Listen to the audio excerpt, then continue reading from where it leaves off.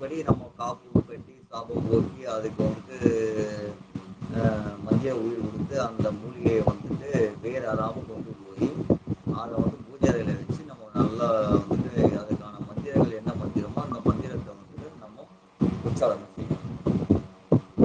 அப்போ உச்சாரணம் செய்த பிறகு என்ன ஆகும் கேட்டீங்கன்னா அது வந்து 108 இல்லை 1008 லட்சத்தெட்டு. ஏன்னா நம்ம மந்திரத்தோட அளவுகளை பொறுத்து தான் நாம் வந்துட்டு அதுக்கு மந்திரத்தை ஜெயிக்கணும். அது ஜெயிச்ச உடனே பார்த்தீங்கன்னா வந்து ஒரு 21 நாள் குறைஞ்சது. சரிங்களா? மேலும் நீங்கள் வந்து 21 நாளுக்கு மேலும் நீங்கள் வந்துட்டு பூஜை செய்யணும்னா 48 நாள் நீங்கள் முடிச்சிட்டீங்கன்னா அந்த திருநீட்டு பத்திரிகையோட சக்தியை நம்ம தேவர்கள் சர்வ அலோக வசியம் வந்துட்டு அது செய்யும். இப்போ அந்த திருநீட்டு பத்திரிகையால என்னன்னா எல்லா நன்மைகளும் உண்டு. உடல் பிரியை தீர்க்கும், வியாபாரத்துல வந்துட்டு நமக்கு செல்வங்களுக்கு இருக்கும், மக்கள் விஷயத்தை கொண்டு வரும், வீட்டுல வந்து வச்சிருந்தும் போது தெய்வ கடாட்சங்கள் நிறைய, செல்வங்கள் தானியங்கள் செய்யும், பெரும் நன்மை இருக்கு. நம்ம திருநீட்டு பத்திரிகையில நாம வந்துட்டு மூலிகையை வந்துட்டு தயார் செய்து நம்மளோட வீட்டுல வந்துட்டு வச்சுட்டாலும் இல்லை நம்ம வந்துட்டு தொழில் செய்யக்கூடிய இடத்துல நம்ம வச்சுக்கிட்டாலும் அநேக நன்மைகள் அந்த திருநீட்டு பத்திரிகையால இருக்கு. நீங்க அப்படி ஏதாவது வந்து நீங்க பண்ண அத மாதிரி நம்ம செய்யணும்னா வீட்டுல இருக்கக்கூடிய தொட்டியில இருக்கக்கூடியது எடுக்காது, நிலத்துல இருக்கும். நிறைய பேர் நினைப்பாங்க இல்ல நம்ம தொட்டில இருந்து காப்பு கட்டி நம்ம எடுத்து நம்ம வந்துட்டு மந்திர ஜபம் செய்து அதுக்கப்புறம் ஏன்னா நாம வந்து நிலத்துல இருக்கிறதுக்கும் தொட்டில இருக்கிறதுக்கும் நிறைய வித்தியாசங்கள் இருக்கு. சரிங்களா? இந்த தொட்டில இருந்து நீங்க எடுத்துக்கீங்கன்னா போதுமான அதுக்கான ஒரு கிரகத்தோட சக்தி வந்து அந்த வேருக்கு இருக்காது. நிலத்துல இருக்கும் பொழுது அனைத்து கிரகத்தோட சக்தியும் அந்த வேர்ல இருக்கும். அப்போ அந்த வேர்ல இருக்கும் பொழுது அந்த வேருக்கான அந்த கிரகத்தோட அந்த ரேடியேஷனை வந்து அந்த வேரை இழுத்து அந்த வேரை வந்து தனக்குள்ள வந்து சேமிச்சு வச்சிருக்கும். அப்பொழுது அதை காப்பு கட்டி அதை எடுத்து அதற்கான தேவையான மூல மந்திரங்கள் சொல்லி அதை பயன்படுத்தும் போது அது நல்ல பலன்கள். சரிங்களா? இதுதான் இந்த மூலிகை வந்துட்டு காப்பு கட்டி எடுத்து அதை பயன்படுத்தும். எந்த மூலிகையும் வந்து நீங்க காப்பு கட்டி அதை சாப விமோசனம் போக்காம நீ எந்த மூலிகை எடுத்தாலும் அந்த மூலிகை வந்து பயன்பெறாது, தாந்திரிகத்துக்கு உதவாது. அப்போ தாந்திரிகத்துக்கு உதவணும், தெய்வீக விஷயங்களுக்கு உதவணும் போது அந்த மூலிகை வந்து நம்ம காப்பு கட்டி சாப விமோசனம் போக்கி அதற்கு வந்து மத்திய கொடுத்து அந்த மூலிகையை வந்து பயன்படுத்தினாங்கன்னா அந்த மூலிகை வந்து பயனாகும். சரிங்களா?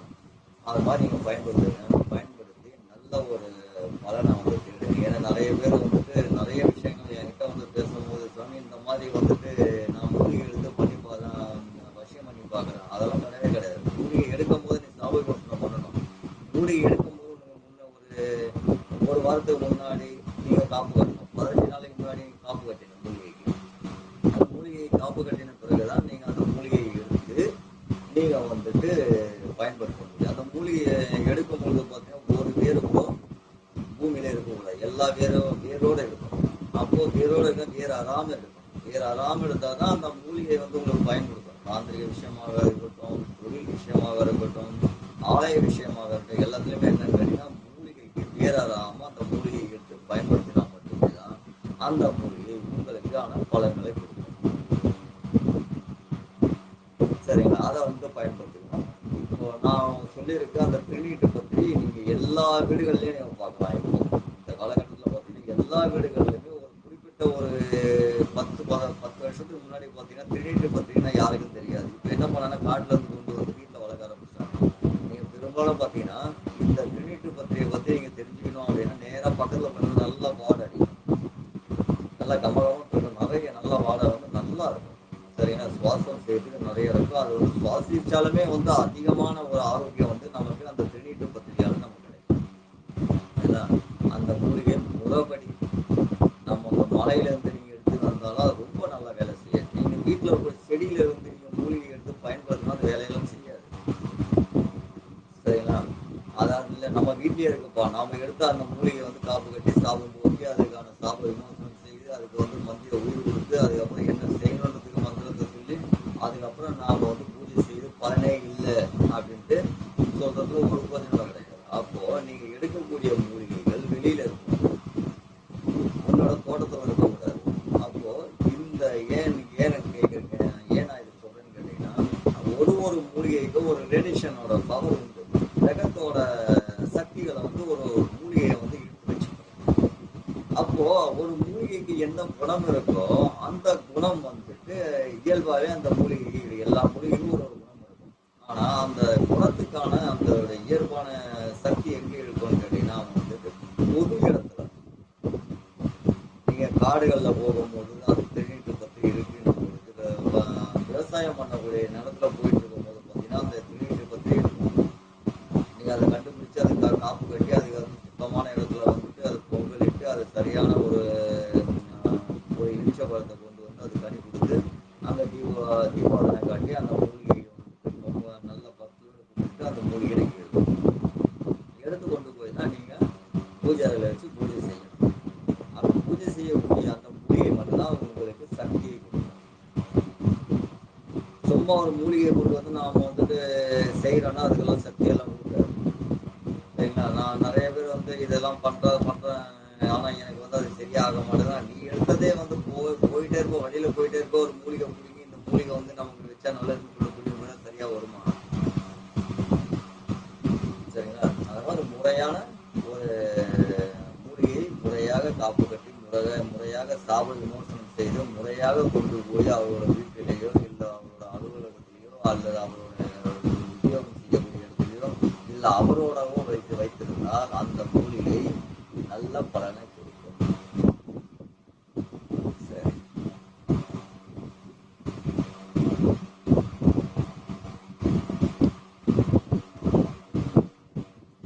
நண்பர் ஏதோ மெசேஜ் போட்டிருந்தாரு. அதை மெசேஜ் கிரியேட் பண்ணாரு. சரி, ஓகே. மெசேஜ் ஆமா, நம்ம நிறைய இந்த ஆன்மீக விஷயத்துல பாத்தீங்கன்னா, அது ஆன்மீகம் வந்து ஒரு கடல் மாதிரி. நம்ம ஆன்மீகத்துல எவ்வளவு தெரிஞ்சுக்கிறோம்னா தெரிஞ்சுக்கிறோம்.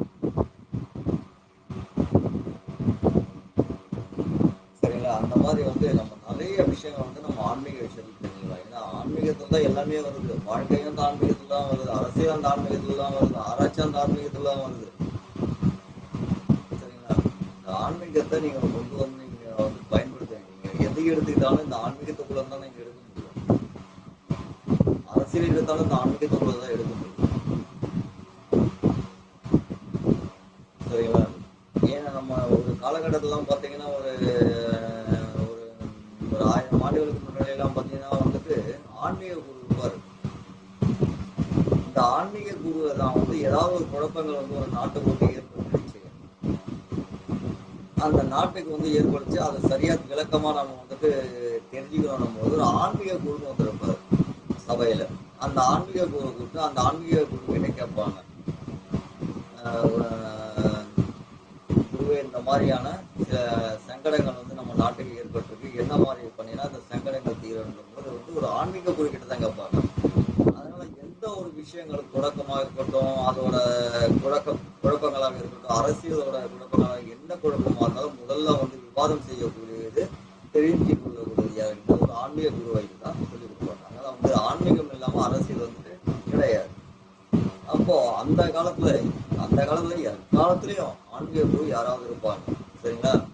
இப்போ நீங்க எந்த ஒரு நாட்டை எடுத்தாலும் சரி, ஆன்மீகமும், அரசியல், வாழ்க்கை இதெல்லாம் எங்க வருதுன்னா ஆன்மீகத்துக்குள்ளதான் வரும். ஆன்மீகத்துக்குள்ளதான் நீங்க அரசியல் எடுக்க முடியும். ஆன்மீகத்துக்குள்ளதான் வாழ்க்கை எடுக்க முடியும். ஆன்மீகத்துக்குள்ளதான் வந்து அறிவியல் எடுக்க முடியும். சரிங்களா? நிறைய பாத்தீங்கன்னா இந்த ஆன்மீகம் வந்து ஒரு கடல் மாதிரி. ஆன்மீகம் வந்து ஒரு கடல். என்ன வேணும்னாலும் நீங்க இந்த ஆன்மீகத்துல இருந்து என்னென்ன தேடி எடுக்கணுமோ அத்தனையும் இந்த ஆன்மீகத்துல இருந்து நம்ம தேடி எடுக்கணும். நிறைய இருக்கு. நம்ம வந்துட்டு ஆன்மீகத்தை பத்தி பேசணும்னா நிறைய இருக்கு. இந்த ஆன்மீகம் வந்துட்டு ஏகப்பட்ட பொருட்கள் இருக்கு. அதாவது ஒரு மனிதன் வந்து தவறான ஒரு நோக்கத்துக்கு போகிறான். அந்த தவறான நோக்கத்துக்கு போகும்போது அது சரியான ஒரு வழியை கொண்டு வரணும்னாலும் அந்த ஆன்மீகத்துக்குள்ள அந்த நோக்கம் தவறானது. அந்த தவறானதுல இருந்து நாம வந்துட்டு அகப்படல. அதுல இருந்து நம்ம மீண்டு வரலான்றது அந்த ஆன்மீகம் தான் நமக்கு சொல்லிக் கொடுக்கும். சரிங்களா? அதனால ஆன்மீகத்தை வந்துட்டு பெரிய கதை. நாம என்ன வேணுமோ அதை ஆன்மீகத்துல இருந்து எடுத்துக்கலாம். ஆன்மீகத்துக்கு ஒரு கடவுள் வழிபாடு மட்டும் நம்ம நினைச்சிருக்கோம். ஆன்மீகத்துக்குள்ள அனைத்தும் இருக்கு. வாழ்க்கை இருக்கு, ஞானம் இருக்கு, துறவி மார்க்கத்துக்கு போகணும் அதுக்கு வழி இருக்கு, சன்னியாசி மார்க்கத்துக்கு போகணும் அதுக்கு வழி இருக்கு, சம்சாரி மார்க்கத்துக்கு போகணும் அதுக்கு வழி இருக்கு, ஒரு பொருளை கண்டுபிடிக்கணும்னா அதுக்கு மார்க்கம் இருக்கு. எல்லா மார்க்கமும் ஆன்மீகத்துல இருந்து வரும்.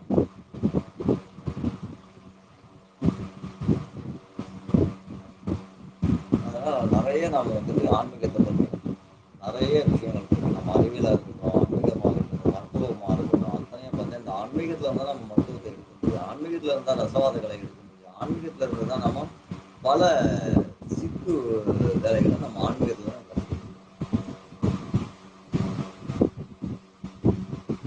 சரிங்களா? அந்த மாதிரி நிறைய விஷயம். ஆன்மீகன்றது ஒரு அறிவியல் சார்ந்தது. சரிங்களா? இன்னைக்கு பாருங்க நமக்கு வந்துட்டு கிரகங்களை வந்து நாம ஒரு பல்லாயிரம் வருஷத்துக்கு முன்னாடி நம்ம கிரகங்களை கண்டுபிடிச்சோம். அது எத்தனாயிரம் வருஷம் பலாயிரம் வருஷத்துக்கு முன்னாடியே நம்ம கிரகத்தை வந்து கண்டுபிடிச்சு கிரகத்துக்கு மனிதருக்கும் மண்ணுக்கும் நிறைய தொடர்பு உண்டு என்பது நம்ம இந்த ஆன்மீக ஆராய்ச்சியால நம்ம நிறைய வந்துட்டு பார்த்துட்டு வரோம். அது பண்ணி ஏன்னு கேட்டீங்கன்னா இன்னைக்கு பார்த்தீங்கன்னா ஒரு செவ்வாய் கிரகத்தை பற்றி நாம செவ்வாய்ன்றது எப்போவோ சொல்லிட்டோம். ஏன்னா நம்ம செவ்வாய் சிகப்பு நாம வந்து செவ்வாய் கிழமாச்சுன்னா வந்து சிகப்பு ஆடை மற்ற அது மாதிரிலாம் வந்துட்டு நாம் அணியலாம்னு சொல்லிட்டு நம்ம நிறைய விஷயம். அதுக்கப்புறம் நாசா ஒரு ராக்கெட் ஒன்று அனுப்பிச்சு அந்த நாசா ராக்கெட் மேலே போயிட்டு செவ்வாய் கிரகத்தை போது அது வந்து செவ்வாய் சிகப்பு நிற பாறைகளும் இருக்குதுன்னு சொல்லிட்டு அது பொங்கல் வந்து அந்த மாதிரி நம்ம ஆராய்ச்சி என்பது தமிழர்கள் எத்தனையோ பல ஆயிரம் ஆண்டுகளுக்கு முன்னாடி கண்டுபிடிச்சிருக்காங்க. பல ஆயிரம் ஆண்டுகளாக இருக்கலாம், லட்சம் ஆண்டுகளாக இருக்கலாம். ஆனால் ஏற்கனவே கண்டுபிடிச்சதான் நம்ம அந்த அறிவியல் பூர்வமா நமக்கு அஸ்ட்ராலஜி கொண்டு வந்துருக்காங்க. அஸ்ட்ராலஜி வந்து மூட நம்பிக்கை கிடையாது. அஸ்ட்ராலஜின்றது ஒரு அறிவியல். இந்த கிரகத்துக்கும் இந்த பூமியில இருக்கக்கூடிய உயிர் ஜீவராசிகளுக்கும் தொடர்பு அவ்வளவு அழகா வந்துட்டு அதை வந்துட்டு கண்டுபிடிச்சு அதை வந்து அவ்வளவு ஒரு நுணுக்கமா வந்து எழுதியிருக்காங்க. நிறைய விஷயங்கள் வந்துட்டு இந்த ஆன்மீகத்துல நிறைய இருக்கு. சரிங்களா? இந்த அஸ்ட்ராலஜி வந்துட்டு இல்ல நான் பார்க்க மாட்டேன்னு யாராவது ஒரு ஆள் எல்லாமே பாக்குறாங்க அஸ்ட்ராலஜி. ஆனா வெளியில பார்த்தா நாங்க அஸ்ட்ராலஜி பார்க்க மாட்டோம் அப்படின்னு சொல்லிட்டு இருக்காங்க. அஸ்ட்ராலஜி அத்தனை பேருமே பாக்குறாங்க. எல்லாமே அஸ்ட்ராலஜி பாக்குறாங்க. ஆனா இந்துக்கள் அஸ்ட்ராலஜி பாக்குறீங்களான்னா இல்ல. அதாவது நான் என்ன சொல்றேன்னா எல்லா ரிலீஜனும் அஸ்ட்ராலஜி பாக்குறாங்க. அஸ்ட்ராலஜி வந்து எழுதி அவங்க வீட்டு வச்சுக்கிறாங்க. அஸ்ட்ராலஜி படி பேர் வைக்கிறாங்க. அஸ்ட்ராலஜி படி எல்லாமே பண்றாங்க. ஆனா நம்ம இந்துக்களை என்ன முட்டாளாக்கிறாங்க. இந்த இந்துக்கள் வந்து நிறைய பேர் பாத்தீங்கன்னா வந்துட்டு அஸ்ட்ராலஜி பக்கமே போறது கிடையாது. ஒரு சில பேர் ஒரு பேரை மட்டும் குறிப்பிட்டு அதை மட்டும் வச்சுக்கிறாங்க. அவங்க என்ன பண்றாங்க புக்கே எடுத்து வச்சுக்கிறாங்க. மக்கள் நான் என்ன சொல்றேன்னா இந்து மக்களாகவே இருக்கட்டும். ஏன்னா நான் இந்து மக்கள் சொல்றேன். ஏன்னா இந்தியாவில் இருக்கிறதுனால இந்து மக்கள் சொல்றேன். சரிங்களா? நம்ம அந்த தமிழ் மக்களாக இருக்கட்டும். முதல்ல நல்லா புரிஞ்சுங்க. தமிழ் தான் இந்து. சரிங்களா? இந்த தமிழ் வந்து தமிழை வச்சுதான் அடிப்படையா வச்சுதான் வந்து இந்துன்ற ஒரு ரிலிஜனை வந்து முழுக்க பரப்பிடுறாங்க. இந்துவோட கல்ச்சர் தான் தெலுங்கு கல்ச்சர், மலையாள கல்ச்சர் எல்லாமே. ஏன்னா இந்து என்பதான் ஜோதியை வந்து நாம வந்து வழிபடுறது நாம தான். சரிங்களா? அப்ப என்ன பண்ணணும்னா யாகம் வளர்க்கணும். யாகத்துல ஜோதி பார்க்கணும். சரிங்களா? நிறைய நாம வந்து இந்த நம்ம ஆன்மீகத்தை பத்தி பேசணும்னா இந்த ஆன்மீகத்தை வந்து தமிழரோட கலை தான். சரிங்களா? இந்த ஆன்மீகன்றது தமிழர்களோட உணர்வு தான். இந்த ஆன்மீகம் வழிபாடுன்றது தமிழரோட உணர்வு தான். இந்து வேற தமிழர் வேற நம்ம சொல்லணும்னா வந்து அது முட்டாள் தானே. ஏன்னா வந்து இந்து தமிழரோட வழிபாடு தான் இந்து வழிபாடு. இந்துன்ற இன்னைக்கு பேர் வச்சிருக்காங்க. தமிழோட வழிபாடு தான் இன்னைக்கு உலகத்துல இருக்க அத்தனை வழிபாடும் தமிழோட வழிபாடு அடிப்படையா வச்சுதான் இருக்கு. ஏன்னா தமிழோட வழிபாடுல வந்து அறிவியல் சார்ந்த விஷயங்கள் நிறைய இருக்கும். ஒரு எண்ணெய் எடுத்துக்கிறது, நல்லெண்ணெய் எடுத்து நல்லெண்ணெய் எத்தனை ஒரு பிணிகளை போக்குது, சூன்யத்தை போகுது. இன்னைக்கு அந்த நல்லெண்ணெய மாற்று மாற்று மதத்துல இருக்கக்கூடியவங்க அந்த நல்லெண்ணெயை நீங்க பயன்படுத்துறாங்க. சரிங்களா? ஏன்னா அந்த அளவுக்கான நல்லெண்ணெயில தமிழர்களோட இந்த வழிபாட்டு முறையில இருக்கக்கூடிய அந்த எண்ணெய் பொருட்கள் கூட அது மருத்துவமா நமக்கு வருது. மனதுல சூன்யத்தை வந்து அகற்றக்கூடிய நிலையில வந்து இந்த ஒரு ஆன்மீகம் இருக்கு. தமிழோட வழிபாட்டோட ஆன்மீகம், இந்த தமிழோட வழிபாட்டோட ஆன்மீகம் உலகத்துக்கே எடுத்துக்காட்டு. சரிங்களா? நிறைய இருக்கு. நம்ம தமிழோட வழிபாட்டை வந்து நம்ம நிறைய வந்துட்டு நம்ம எடுத்து நம்ம பார்த்தோம்னா நீங்க நிறைய பேர் வந்துட்டு நம்ம இதை வந்துட்டு நம்ம எப்படி சொல்றது, ஏன்னா அந்த அளவுக்கு தமிழர்ன்ற உணர்வு இருக்கணும்னா உங்களோட வழிபாட்டை வச்சுதான் நீங்க தமிழர்ன்றதை காட்டிக்க முடியும். மொழிகளை நீங்க தமிழர்னு காட்டிக்கணும்னா அது ரொம்ப கஷ்டம் தான். ஏன்னு கேட்டா எல்லாமே மொழி கட்டுறவன் தான். எல்லாமே வந்து மொழி கட்டு நானும் வந்து அந்த மொழி தான் சொல்லுவான். நீ அமெரிக்கால போய் நீங்க ஹிந்தி பேசுறீங்கன்னு கேட்டேன், ஹிந்திக்காரர் இருக்கானா, நீ ஹிந்தி பேசுறேன், நானும் ஹிந்திக்காரன் தான் சொல்லுவேன். புரியுதுங்களா? அப்போ தமிழ்நாட்டுக்குள்ள நான் தமிழ் பேசுறேன் அப்படின்னும் பொழுது தமிழ்நாட்டுக்குள்ள ஒரு ஹிந்திக்காரன் வந்து தமிழ் பேசுறான்னா அவனை வந்துட்டு சரிங்களா? அந்த மாதிரி மொழியை வச்சு நாம வந்துட்டு சொல்ல முடியாது. இந்த மதம் மொழியை வச்சு நாம வந்து மொழியால ஒன்னாவன எல்லாமே மொழியால வந்துருவான். தெலுங்குக்காரன் மொழியால வந்துருவான், இந்திக்காரன் மொழியால வந்துருவான். நானும் தமிழன் தான், எனக்கும் தமிழ் தெரியும், நானும் தமிழன் தான். நீ ஒருத்தரை கண்டுபிடிக்கணும்னா மொழியை வச்சு கண்டுபிடிக்கவே முடியாது தமிழனான்ட்டு. நீ வழிபாட்டை வச்சுதான் நீ தமிழனா கண்டுபிடிக்க முடியும். புரியுதுங்களா? வழிபாட்டு முறையில மட்டும்தான் நீ ஒருத்தன் தமிழன்றதை நீ கண்டுபிடிக்க முடியும். வழிபாட்டு முறையை வச்சுதான் வந்து அவன் வந்துட்டு வேற ரிலிஜன் கண்டுபிடிக்க முடியும். வழிபாட்டை நீ வச்சுன்னா இவன் தமிழன்னா வழிபாடு வந்து நம்ம என்ன பண்ணுவோம், ஜோதி வழிபாடு பண்ணுவோம், கற்பூர தீபாவளி காட்டுவோம், வெற்றிலை பழம் வைப்போம். சரிங்களா? அந்த வெற்றிலை பழம் வச்சு நம்ம வழிபடுறது நம்ம தமிழர்கள் மட்டும்தான். சரிங்களா? தமிழர்கள் மட்டும்தான் வெற்றிலை பாக்கு கொண்டு போய் நம்ம ஒரு உறவினர் வீட்டுக்கு போறோம்னா அந்த உறவினர் வீட்டுக்கு போகும்போது என்ன பண்ணுவாங்க, வெற்றிலை பாக்கு பழம் பூ கொண்டு போவாங்க. எதுனா அதான் மரியாதை. சரிங்களா? ஒரு மரியாதை செலுத்தணும்னா தமிழனோட வழிபாட்டோட பாரம்பரிய பழக்கமே வெற்றிலை பாக்கு பூ பழம். இதை எல்லா வீட்டுக்கும் கொண்டு போவாங்க. ஏன்னா அதுக்கு முன்னாடி எல்லாம் பாத்தீங்கன்னா வந்து சாத்துக்குடி அதெல்லாம் கொண்டு போக மாட்டாங்க. வாழைப்பழம், வெற்றிலை பாக்கு பூ, இதுதாங்க தமிழனோட பாரம்பரிய வழிபாட்டு முறையும் பழக்க வழக்கமும் வந்து தமிழனுக்கு இதுதான். சரிங்களா? இதை வச்சுதான் நீ தமிழன்றது தெரியும்.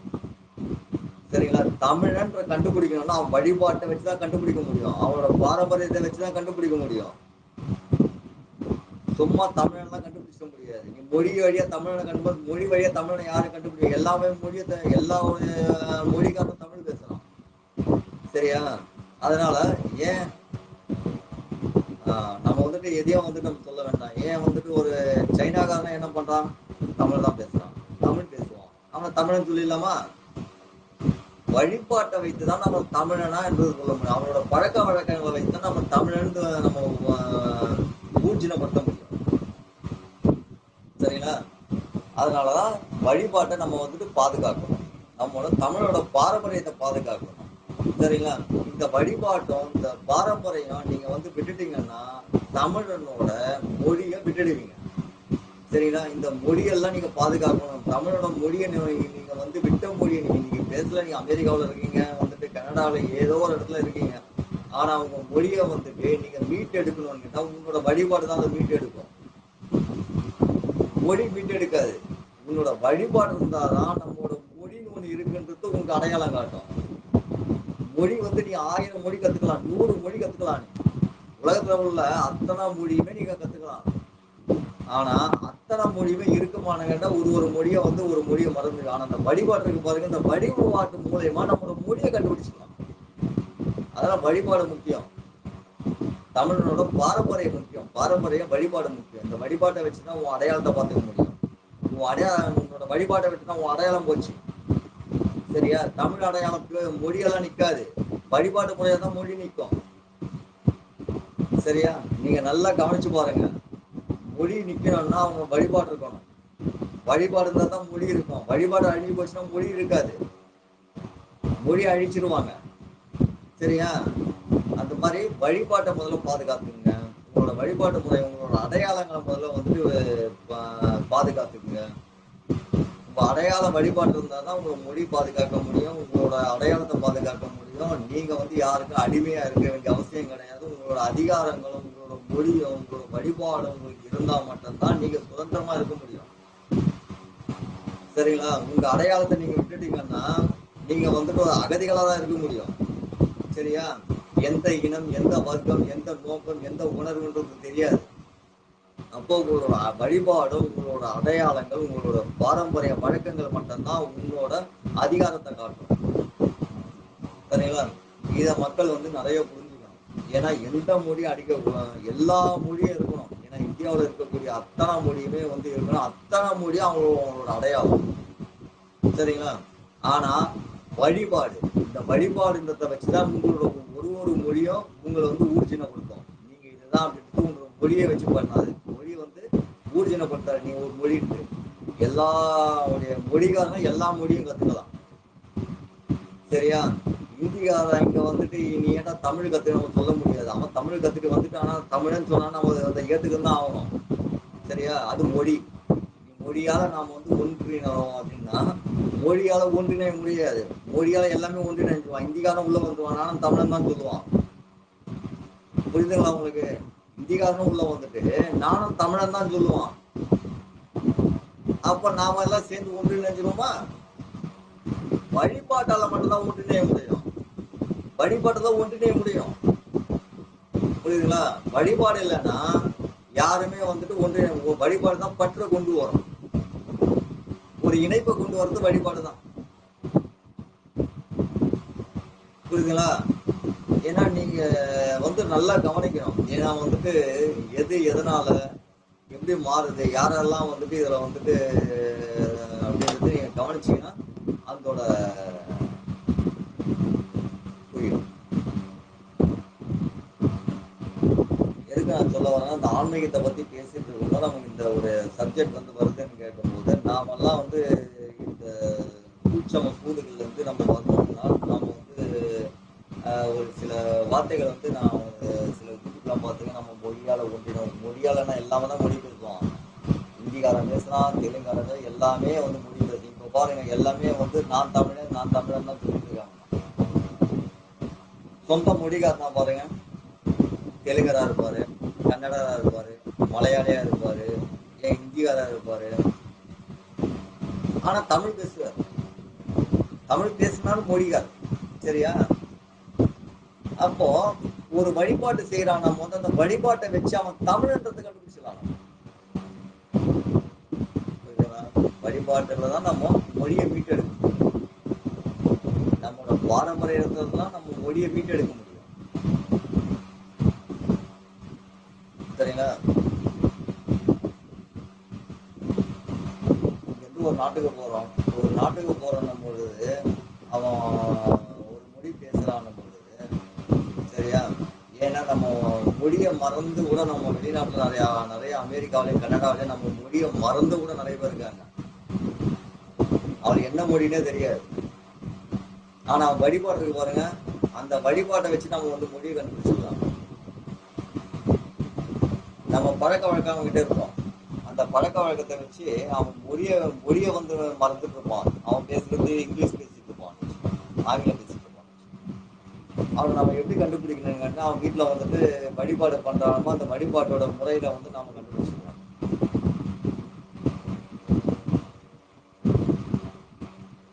சரிங்களா? அந்த மாதிரி மொத்தமா வந்து கன்வெர்ட் ஆகுறாங்கன்னா கன்வெர்ட் ஆகிறது வந்து ஒரு மொழி, ஒரு இனம், ஒரு உறவு எல்லாத்தையும் உடைச்சு விட்டு தான் அவன் கன்வெர்ட் ஆவான். அப்ப அந்த மொழியை வந்து அடிச்சுட்டு போயிடுவான். புரியுங்களா? அந்த மாதிரி கன்வெர்ட் ஆகிறவங்க பத்தி என்னன்னு கேட்டீங்கன்னா வந்து ஒரு மொழியை மொத்தமா வந்து அடிச்சுட்டு போயிடுவாங்க.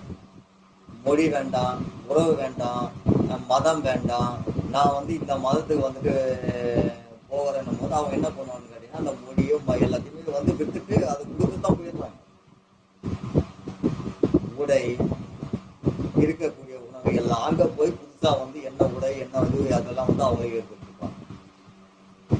இருக்கும்போது நாம வந்துட்டு மொழியே பார்க்க முடியாது, அதிகாரத்தை பார்க்க முடியாது, அவன் தமிழனான பார்க்க முடியாது. ஏன்னா தமிழை வேண்டாம் தான் விட்டு போயிடறான். சரிங்களா? அதனால தமிழன் அப்படின்னு பார்க்கணும்னு கேட்டீங்கன்னா, நீ தமிழனோட வழிபாட்டு முறையும் தமிழனோட பாரம்பரியத்தோட முறையும் தான் நம்ம தமிழனுக்கு அடையாளத்தை.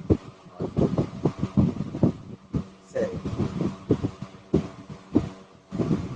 ஏன்னா நம்ம வந்துட்டு அறிவியல் அங்க இருக்கு, அறிவியல் நம்மகிட்டே இருக்கு. சரிங்களா? நாம இப்போ சித்தர்கள் நம்ம பயன்படுத்தி இருக்கக்கூடிய மூலிகையா இருக்கட்டும், சித்தர்கள் பயன்படுத்தி இருக்கக்கூடிய மருத்துவங்களா இருக்கட்டும், சித்தர்கள் பயன்படுத்தி இருக்கக்கூடிய வந்து ரசவாத கலையாக இருக்கட்டும், சரியா, எல்லாமே நம்ம தமிழனோட கலையில இருந்து வந்துடும். சரிங்களா? இந்த ரசவாதம்ன்றது நிறைய பேருக்கு தெரியாது. வீடியோ போற ரசவாதம் என்ன, ரசவாத கலையை வந்து எதெல்லாம் பயன்படுத்துறாங்க, ரசவாத கலையை வச்சு நம்ம என்னென்ன செய்ய முடியும் அப்படின்றத வந்து நம்ம வீடியோ போடுறோம். சரிங்களா? இந்த ரசவாதம்ன்றது வந்து யார் யாருக்கு, எந்த ரசவாதிகள்லாம் எங்க நீங்க இருக்காங்க, சரிங்களா, அப்படின்றது. அதனால வந்து இப்போ ரசவாதம்ன்றது ஒரு கலை. இதெல்லாம் யாரோட கலைனா தமிழனோட பாரம்பரிய கலைகள் தான். இன்னைக்கு நம்ம கத்துட்டு இருக்கக்கூடிய கராத்தே, இந்த மாதிரியான சில குத்துச்சண்டைகளாக இருக்கட்டும், இந்த மாதிரி வால் சண்டைகளாக இருக்கட்டும், இல்லை வந்துட்டு நிறைய கலைகளாக இருக்கட்டும், இதெல்லாம் எங்க இருந்து போயிருக்குன்னா சிலம்பு கலை, இதெல்லாம் எங்க இருக்குன்னா தமிழனோட கலைகள் தான். இந்த கலை ஏன் சைனாவுக்கு போச்சுன்னு கேட்டீங்கன்னா வந்து நீங்க சொல்லக்கூடிய போதி தர்மம் மூலயமாவும் போகர் மூலியமா தான் அங்க போயிருக்கு. சரிங்களா? இந்த போகர் என்ன பண்ணுவாருன்னு கேட்டீங்கன்னா நவபாஷணத்தை கட்டிட்டு நேரம் என்ன பண்ணியிருக்காரு, சைனாவுக்கு போயிருக்காரு. எதுக்குன்னு கேட்டீங்கன்னா வந்து அங்கிருந்து மூலிகையை வந்து கொண்டு வந்து இங்க வந்துட்டு கட்டுறதுக்காக. ஏன்னா உப்புக்காக அவர் வந்து ஒரு உப்பு வந்து திரவமா மாற்றணும். சரிங்களா? மூலிகை சேர்க்கறதுக்காக நவபாஷணம்லாம் கட்ட வச்சுட்டாரு, கட்டிட்டாரு, எல்லாமே பண்ணிட்டாரு. இப்போ உப்புக்கு போகணும். சரிங்களா? அது எங்க போறாருன்னு கேட்டீங்கன்னா வந்து இமயமலைக்கு, நம்ம அந்த கைலைக்கு போறாரு. கைலைக்கு போய் தேடி போயிருக்கும் போது அங்க இருக்கக்கூடிய சைனாவுக்கு வந்து போடுவோம். ஏன்னா அப்போலாம் வந்து சைனாவுக்கு நமக்கு வந்து வேறுபாடெல்லாம் கிடையாது. எல்லாம் வந்து சைனாவில் இருக்கக்கூடிய முருகனை தான் வணங்கியிருக்காங்க. ஏன்னா அது எப்படி வணங்கினாங்கன்றது வந்து பாத்தீங்கன்னா வந்து நம்ம போகரோட வருகை தான் அதுக்கான காரணம். ஏன்னா போகர் வந்து சைனாரா இல்ல தமிழரான்றது ஒரு பக்கமா இருந்தாலும் அவர் வந்து தமிழர், சைனாவா அவர் வந்து போயிருக்காரு. ஆனா இங்க இருந்து அந்த கலை வந்து அங்க போயிருக்கான்றது ஒரு சந்தேகம் வரும். ஏன்னா போகர் வந்து அங்க போய் கொஞ்ச காலங்கள் அங்கதான் வாழ்ந்துட்டு இருக்காரு. சைனாவில தான் போகர் வந்து வாழ்ந்துட்டு இருக்காரு. அப்ப வாழ்ந்துட்டு இருக்கக்கூடிய காலகட்டத்துல முதல் கலை யாருக்கிட்ட போகுதுன்னா பெண்களுக்கு தான் வந்து அந்த கலையை கத்துக் கொடுக்குறாரு போகர். யாருக்கு? ஆண்களுக்கு அந்த கலையை கத்துக் கொடுக்கல. இந்த வர்ம கலையும் இந்த கிறிஸ்டிவர்மம், இந்த தொடுவர்மம், இந்த வர்மங்கள்லாம் எங்க கத்துக் கொடுக்குறாருன்னு கேட்டீங்கன்னா பெண்களுக்கு தான் முதல்ல அந்த கலையை கொண்டு போய் கத்துக் கொடுக்குறாரு சைனாவில். சரிங்களா? இந்த கலை யாருக்கு வந்து சொந்தமானது அப்படின்னு கேட்டீங்கன்னா வந்து நம்ம தமிழர்கள் வந்து சொந்தம் சொல்ல மாட்டாங்க. ஏன்னு கேட்டீங்கன்னா அவனுக்கு இலக்கண உணவு உண்டு. சரிங்களா? அதனாலதான் நிறைய பேரை விட்டுட்டு நீங்க வேடிக்கை பார்த்துக்கிட்டு உட்கார்ந்துட்டு இருக்காங்க. சரிங்களா? நம்மளே ஆள தெரியாத உட்கார்ந்துட்டு இருக்காங்க. ஏன்னா நம்மள ஆள தெரியும், தனக்கு தானே ஆள தெரியும். அது சரி, யாருன்னா ஏதாவது பண்ணிட்டு போட்டு சூட்சமா எல்லாம் அது நடந்துட்டு போட்டு விட்டாங்க தமிழர்கள். வேற ஒண்ணும் கிடையாது. தமிழர்களுக்கு எல்லாமே தெரியும். சரிங்களா? அப்போ என்ன பண்றாங்க கேட்டீங்கன்னா வந்துட்டு இங்க இருந்து அந்த கலையை கொண்டு போய் சைன பெண்களுக்கு முதல்ல கத்துக் கொடுக்குறாரு. சைன பெண்கள் மூலியமா தான் வந்து அவங்க கணவர்கள் போய் செய்யறது அந்த கலை. சரியா? முதல்ல கத்துக் கொடுக்குறது பெண்களுக்கு தான் அந்த கலை போகும். அந்த பெண்களுக்கு கலை கத்துக் கொடுக்குறது யாருன்னா போகம். சரிங்களா? அந்த போகர் மூலியமா தான் பெண்களுக்கு, சைன பெண்களுக்கு கலை போகுது. அந்த கலையை வந்து சைன பெண்கள் கத்துக்கிறாங்க. சைன பெண்களுக்கு வந்து அந்த கலையை வந்து சித்தி பண்ணி கொடுத்த பிறகு அதுக்கப்புறம் அவங்க இருக்கக்கூடிய ஆண்களுக்கு அங்க இருக்கக்கூடிய வாரிசுகள்லாம் அந்த கலையை வந்து கற்றுக் கொடுக்குறாங்க. சரிங்களா? அதனால வந்து பாத்தீங்கன்னா நிறைய நீங்க பாத்தீங்கன்னா வந்து இந்த முருகனை வந்துட்டு நாம இங்க வந்து பழனி ஆண்டவரை வணங்குறோம் இல்லையா, அதே போல அங்க யார் வணங்குறாங்கன்னு கேட்டீங்கன்னா இதே பழனி ஆண்டவரை தான் வந்து காக்கும் கடவுளா வந்து தான் வணங்கிருக்காங்க சைனாவில். சரிங்களா? அதுக்கு காரணம் யாருன்னு கேட்டீங்கன்னா போகம். போகருக்கு சைனாவுக்கும் நம்மளோட பழனிக்கும் நிறைய லிங்க். நிறைய தொடர்பு இருக்கு. அதனால என்ன பண்ணா நம்மளோட கலை வந்துட்டு அங்க இருக்கிறதுனால அவங்கள வந்து பார்த்தா இந்த விஞ்ஞானத்துல வந்து நிறைய பார்த்தீங்கன்னா நிறைய முன்னேற்றம் வந்து சைனா இருக்காங்க. என்ன காரணம் கேட்டீங்கன்னா நம்ம தமிழனோட தொடர்பு அங்க இருக்கு. சைனா நீங்க முன்னேறிட்டு இருக்கிறதுக்கு காரணம் என்னன்னா தமிழனோட தொடர்பு, தமிழோட வழிபாட்டோட தொடர்பு அங்கேயே இருக்கும். தமிழ் வழிபாட்டோட தொடர்பு சைனாவே இருக்கு. சரிங்களா? அதனால நாம வந்து அதை ரொம்ப கவனிக்கணும். ஏன்னா சைனாவில் பாருங்க நம்ம நம்ம என்ன ஊடுருவி நம்ம என்ன தீவு நிறுத்தி நம்ம என்ன பண்றோமோ அது சைனாவே மட்டும். அதனால உலகம் முழுக்க இருந்துட்டு இருக்கக்கூடிய வழிபாடெல்லாம் பார்த்தா வழிபாட்டோட அரிசியோட நம்மளோட தமிழோட பாரம்பரிய ஆன்மீகம் தான். அதனால நம்ம நிறைய தெரிஞ்சுக்கணும். நம்மளோட ஆன்மீகத்தை பத்தி நம்ம வந்து நம்ம பேசணும்னா நிறைய பேசிட்டே இருக்கோம். சரிங்களா? நிறைய இருக்கு நம்ம ஆன்மீகத்தோட தமிழனோட பாரம்பரியத்தை பத்தி நம்ம பேசலாம், தமிழனோட அதிகாரத்தை பத்தி பேசலாம், தமிழனோட கலைகளை பத்தி பேசலாம். நிறைய இருக்கு, நம்ம பேசிட்டே இருக்கலாம். கடல் மாதிரி இருக்கு நம்ம ஆன்மீகம். அதனால வரலாற்றுலயே பார்த்தீங்கன்னா நிறைய வந்து காலத்துக்கு ஏற்ப மாதிரி வரலாற்றுகளை நிறைய வந்துட்டு மாற்றி அமைச்சிருக்காங்க. நிறைய வரலாற்றுகள் வந்துட்டு மாறி இருக்கு. என்ன காரணம் ஏன்னா இப்போ இருக்கக்கூடிய சூழ்நிலை சந்தர்ப்பத்துக்கு தகுந்த மாதிரி இருக்கக்கூடிய வரலாற்று உண்மை. ஆனால் அந்த வரலாற்றை வந்து தனக்கு சாதகமாக நிறைய வரலாற்றுகள் வந்து மாறி சரிங்களா? நம்ம இந்த கந்த புராணத்துல இருக்கோம். எல்லா வேலையும் முடிச்சுட்டு வர சண்டையெல்லாம் போட்டு எல்லாமே இது பண்ணிட்டு அவர் என்ன பண்ணுவாருன்னு கேட்டீங்கன்னா அவர் திருப்பதியை போய் அடைந்தார் அப்படின்னு சொல்லுவார் கந்த புராணம். சரிங்களா? இதை ஏன் வந்து பல பேர் வந்து சொல்றதுக்கு வந்துட்டு தயங்குறாங்கன்னு தெரியல. சரியா? பெரும்பாலும் நீங்க கவனிக்கணும். நீங்க என்னவா ஒன்னாலும் வச்சுக்கலாம், ஒன்றும் தப்பு கிடையாது. ஆனா கந்த புராணத்துல இருக்கக்கூடிய நிறைய சொற்கள் வந்துட்டு வேற வேற மாதிரியான ஏன்னா வரலாறு இருக்கு. அந்த வரலாற்றுல வந்து தனக்கு தகுந்தாலும் போல தன்னோட சமுதாயத்துக்கு தகுந்தாலும் போல நிறைய மாத்திருக்காரு. இந்த கந்த புராணத்தை நீங்க எடுத்துக்கிட்டீங்கன்னா இந்த கந்த புராணத்துல நிறைய இருக்கு. ஏன்னா இந்த கந்த புராணத்தையே நம்ம எடுத்துக்கிட்டு ஒரு வகையில பார்த்தோம்னா இந்த விஸ்வாமித்திரர் வந்துட்டு நம்ம அர்ஜுனனுக்கு சொல்ல வந்து இந்த விஸ்வாமித்திரர் என்ன பண்றாருன்னு கேட்டீங்கன்னா நம்ம ராமபிரானுக்கு வந்து ஒரு கந்த புராணத்தை சொல்றாரு. இந்த கந்த புராணத்தை எதுக்காக சொல்றாருன்னு கேட்டீங்கன்னா வந்து ராமபிரான் வந்துட்டு ராவணனை எதிர்த்து சண்டை போடுறதுக்கு கொஞ்சம் அச்சப்படுறாரு. ரொம்ப பணக்காரரு, ரொம்ப வந்து பெரிய நகரத்தை வந்து அது பெரிய வித்தைகளை கற்றவர். அவருக்கு இணையா வந்து எதுவுமே கிடையாது. அந்த அளவுக்கான மிகப்பெரிய ஒரு சக்தி படைச்சவர் ராவணன். சரிங்களா? அவர் அனைத்து கலைகளும் தெரியும். ஏன்னா ராவணன்றதோ ஒரு பிராமணர். அதை நம்ம புரிஞ்சுக்கணும். ராவணன் ஒரு பிராமணர். சரியா? எல்லா கலையும் கற்றவர். ஆனா ஒரு நாட்டோட ஒரு குறிப்பிட்ட நகரத்தோட அரசர். ஏன்னா ராவணனுக்கும் நம்ம கிரேக்கம் இருக்க பாருங்க அது சம்மந்தம் இருக்கு. ஏன்னா ராவணன் வந்து கிரேக்கத்துக்கு போயிட்டு வர்றதா வந்துட்டு இருக்கும். ஏன்னா அவரோட விமானத்துல அங்க போயிட்டு வருவாங்க. சரிங்களா? அந்த மாதிரி அந்த காலகட்டத்திலே விமானம் வச்சிருந்த ஒரே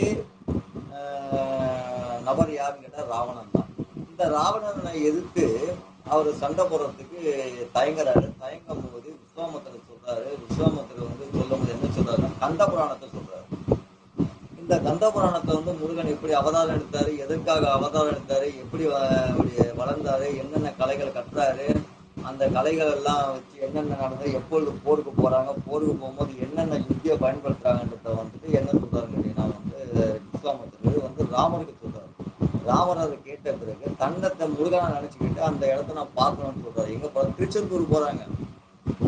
சரிங்களா? இது வந்துட்டு எது நிறைய இந்த ராமாயணத்துலயும் மற்ற இதுலயும் வந்து மறைச்சிருக்கலாம். ஆனா கந்த புராணத்துல பார்த்தோம்னா திருச்செந்தூர் போறாங்க. திருச்செந்தூர் போய் உண்மையாவே இந்த இடத்துல போர் நடந்ததான்னு சொல்லும்போது முருகனோட அங்க இருக்கக்கூடிய இடத்துல இங்கதான் முருகன் அமர்ந்தாரு. இந்த இடத்துல முருகன் முகாமிட்ட இடம். இந்த இடத்துல தான் வந்துட்டு முருகன் வந்துட்டு போருக்கு சென்றதுக்கான இடம் இங்கதான் அப்படின்னு சொல்லும் போது அங்க வந்து நின்றுட்டு அந்த முருகனை வந்து அங்க தியானிச்சுட்டு தன்னை முருகனா நினைச்சுதான் ராமேஸ்வரம் போறாரு. ராமேஸ்வரத்துக்கு போய்தான் அவர் வந்து அந்த இடத்துல வந்து அந்த போர் முறைகளை வந்துட்டு பயன்படுத்துறாரு. ஏன்னா இங்க இருந்து எதுவுமே செய்யல. முருகனோட கதையை கேட்ட பிறகு முருகனோட முருகனோட வரலாற்றை கேட்டபோது முருகனை வந்து ஃபாலோ பண்றாரு.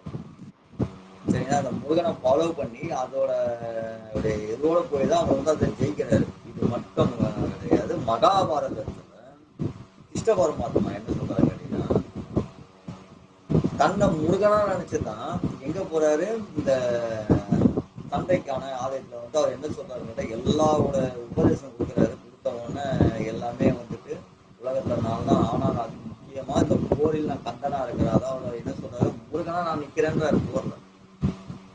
அதுல கிருஷ்ண பரமாத்மா ஜெயிச்சாரு, வெற்றி பெற்றாரு.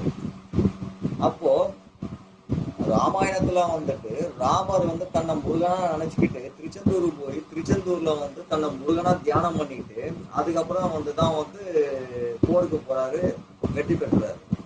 இதே மகாபாரதத்துல கிருஷ்ண பரமாத்மா தன்னை கந்தன் என்று நினைச்சுக்கிட்டு அதாவது நான் போரில் நான் கந்தனா இருக்கிறேன் அப்படின்னு சொல்லிட்டு கந்தனை நினைச்சுக்கிட்டு தான் கிருஷ்ண பரமாத்மா வந்துட்டு போருக்கு போகும்போது அந்த போர்லையும் ஜெயிக்கிறார், வெற்றி பெறார்.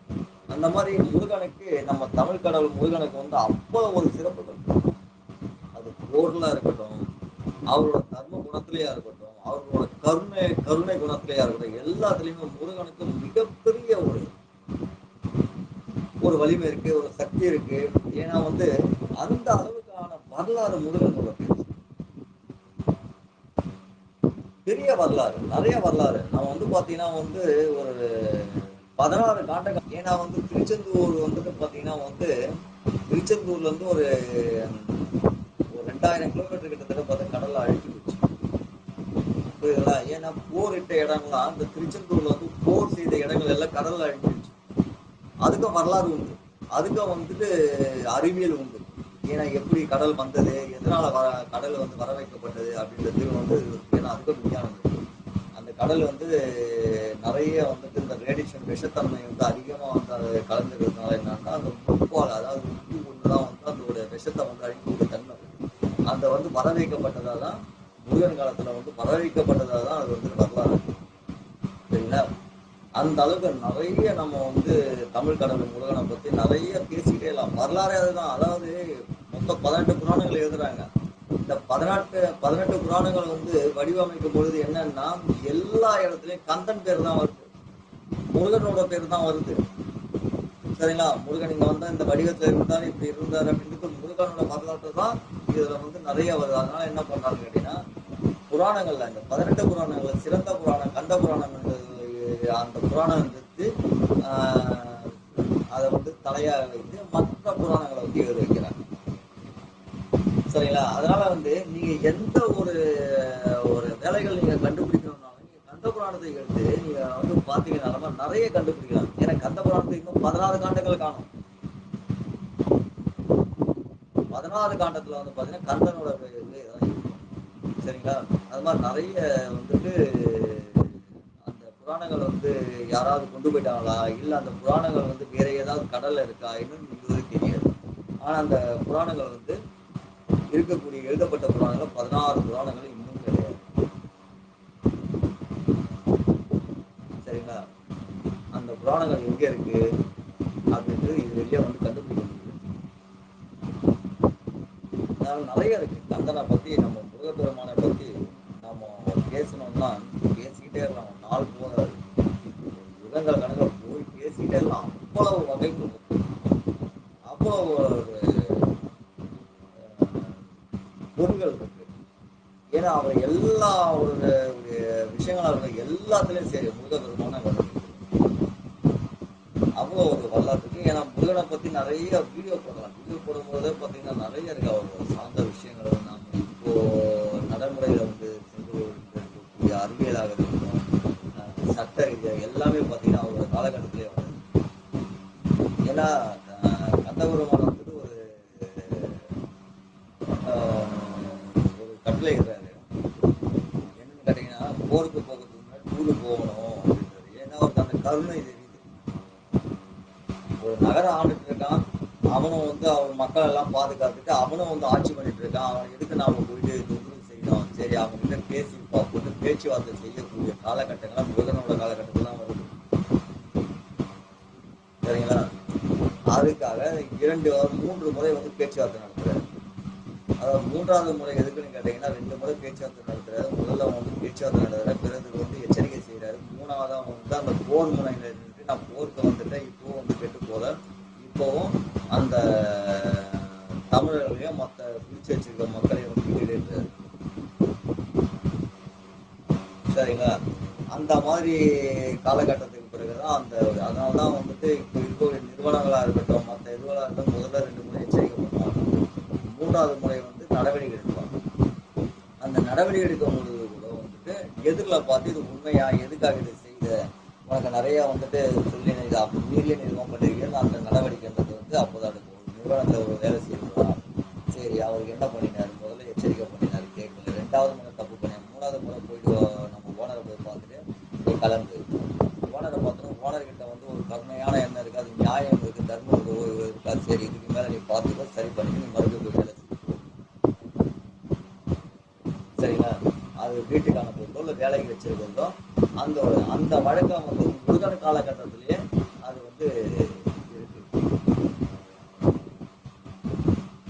சரிங்களா? இதுதான் இந்த பதிவு வந்துட்டு